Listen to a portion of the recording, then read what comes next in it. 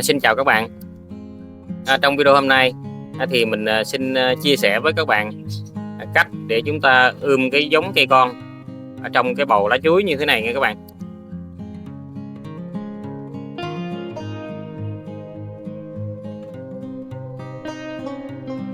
Đầu tiên thì các bạn đem ngâm và ủ cái hạt giống nha các bạn. Thì chúng ta ngâm cái hạt giống thì chúng ta ngâm theo cái tỷ lệ nước là 2 sôi 3 lạnh nha các bạn. Ở đây mình đã ngâm sẵn một số hạt này các bạn. Thì tùy theo cái kích thước và cái độ dày mỏng của cái lớp vỏ của hạt đó các bạn, mà các bạn có thể ngâm từ 2 đến 6 tiếng nha các bạn. Sau khi ngâm xong thì các bạn sẽ đem đi ủ. Khi nó nảy mầm lên thì các bạn mới đem ra để chúng ta ươm hạt nha các bạn. Tiếp theo mình sẽ sử dụng cái lá chuối này để làm cái bầu cho nó nha các bạn.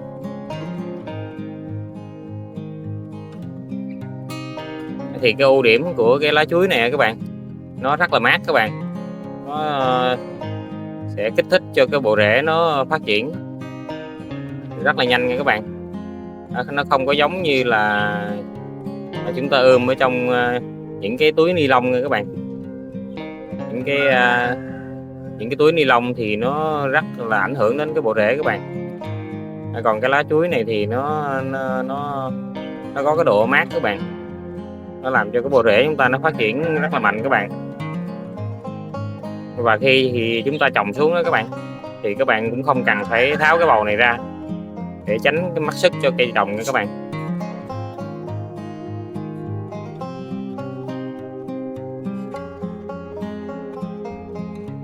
Đây mình đã làm xong một cái này các bạn.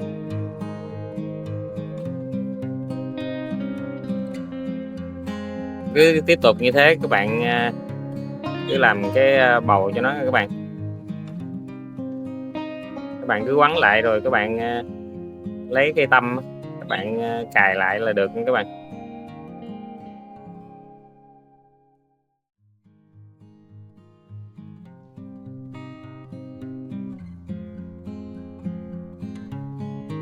Thì đối với ươm cái hạt trong bầu lá chuối này thì là một cái cách mà ngày xưa ông bà chúng ta hay làm đó các bạn.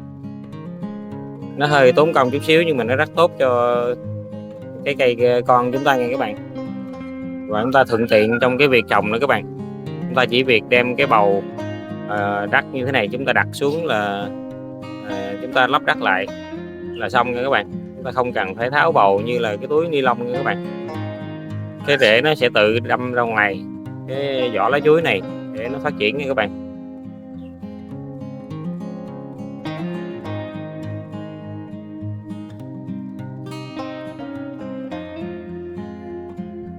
Về cái chất trồng để chúng ta ươm cái hạt này các bạn, thì các bạn sử dụng là đất trộn với tro trấu các bạn, với lại xơ dừa.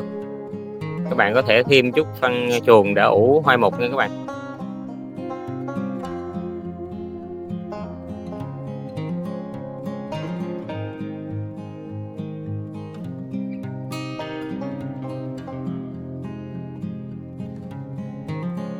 Và đây là cái hạt giống sau khi ngâm và ủ nó đã lên mầm như thế này nè các bạn.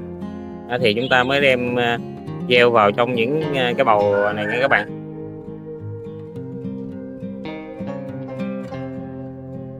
Này các bạn xem nè, nó nhú mầm ra như thế này nè các bạn.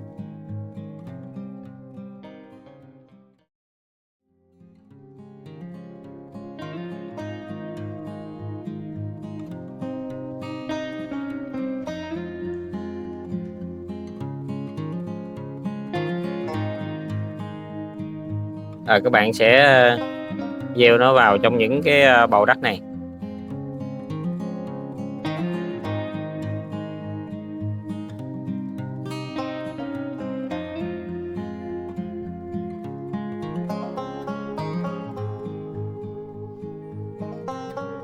Các bạn xem video nếu thấy hay thì các bạn nhớ cho mình một like nha các bạn.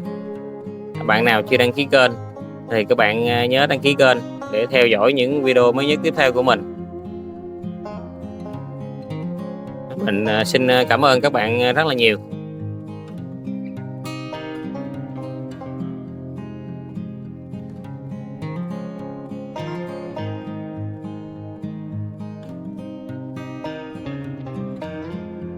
Sau khi gieo hạt xong thì các bạn tưới nước nhiều vào nha các bạn, để tạo cái độ ẩm cho cái cây nó nảy mầm lên đó các bạn.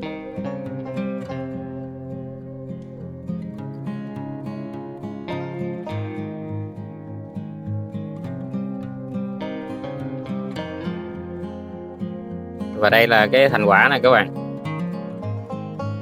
Này các bạn xem nè. Cái cây nó rất là xanh mướt nha các bạn.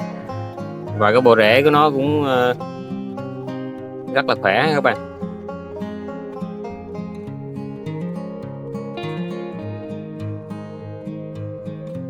Cứ như thế này thì các bạn cứ đem cái bầu này các bạn đặt xuống và các bạn trồng thôi các bạn.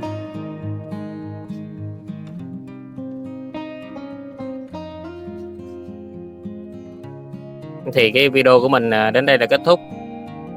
Xin cảm ơn các bạn đã xem video. Xin chào tạm biệt và hẹn gặp lại các bạn ở video mới nhất tiếp theo.